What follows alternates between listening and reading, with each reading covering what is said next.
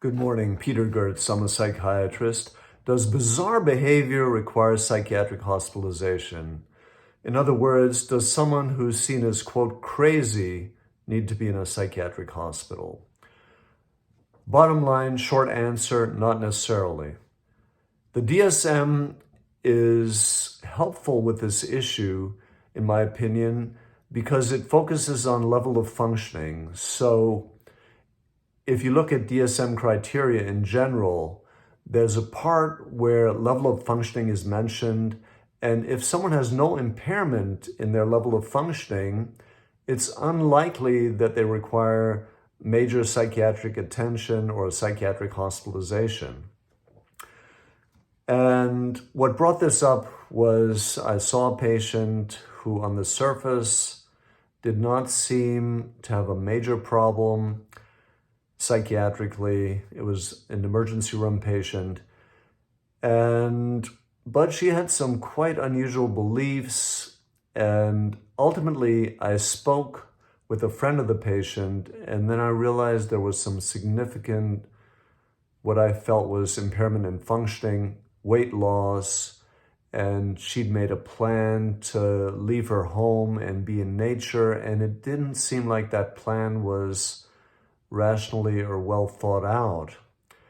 People do things that can be quite dangerous sometimes based on bizarre beliefs. For example, I saw a patient years ago on an inpatient psychiatric ward who drank enormous amounts of water to purify himself in his belief and ended up with low sodium, and low sodium can be quite dangerous, can even cause a seizure, low serum sodium.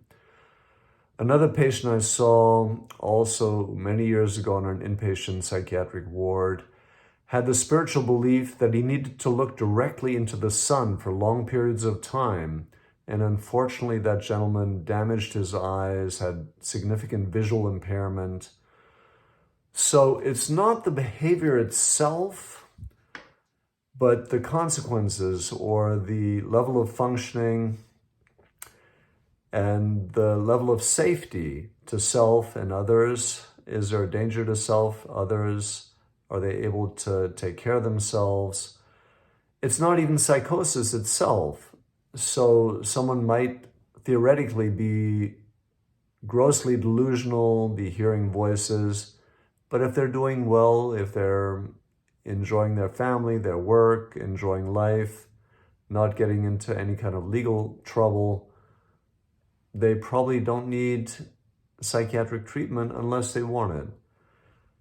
So level of functioning seems to be key. Is a person eating, sleeping, working, interacting well with their family, taking care of their children? And safety, of course, is very important. So if someone has bizarre behavior, bizarre beliefs, seems psychotic, are they a danger to themselves? Are they a danger to others? And are they gravely disabled? Are they not able to take care of themselves? Are they walking around with major wounds that they're not addressing? So this patient, I thought, was a reminder to myself to really look at not necessarily just the surface, the seemingly bizarre behavior, bizarre beliefs, even potential psychosis, but look below that and look at what is the level of functioning, and often collateral information, so information from other sources like family or friends, is key. Thank you.